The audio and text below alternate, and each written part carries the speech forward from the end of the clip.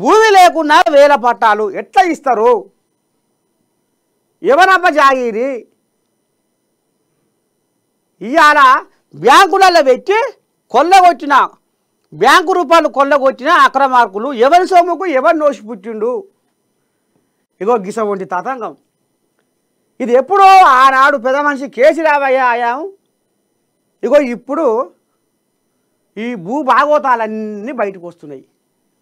గిసవంటి శుద్ధపూసలు భూమి లేకుండా మరి 1000 పట్టాలు ఇచ్చి రైతు బంధుని గుట్టలకు, బోర్లకు, చెట్లకు, చేవలకు, రోడ్లకు, వెంచర్లకు ఈ రకంగా జనాల సొమ్మును ఆగం పట్టించిర్రు. అదుపు లేకుండా కమిషన్లకు కక్కుర్తి పడి లోపటంగా చీకటి వ్యవహారాలు చేసి ఇగో ఈ రకంగా ఇవాళ ప్రజల సొమ్మును ఆగమాగం జగన్నాథం. మొన్న రాజన్న సిరిసిల్ల జిల్లాలో ప్రభుత్వ భూములకు పాసు పుస్తకాలు జారీ చేసిన అక్రమం వెలుగు చూడగా సరిగ్గా అదే తీరులో కొమరం భీం ఆసిఫాబాద్ జిల్లాలోను 1000 ఎకరాల ప్రభుత్వ అసైన్డ్ వక్ఫ్ భూసేకరణ అటవీ భూములను కొందరు కొల్లగొట్టిర్రు.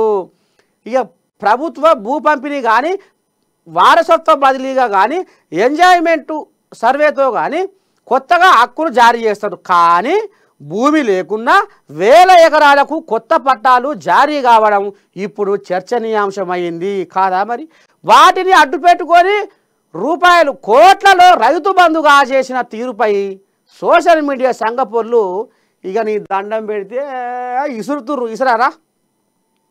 2017-18లో చేసిన భూదస్త్రాల ప్రక్షాళన కార్యక్రమం మొదలు ఇటీవల వరకు అక్రమ పట్టాల జారీ సాగినట్టు ఆరోపణలు ఉన్నాయి.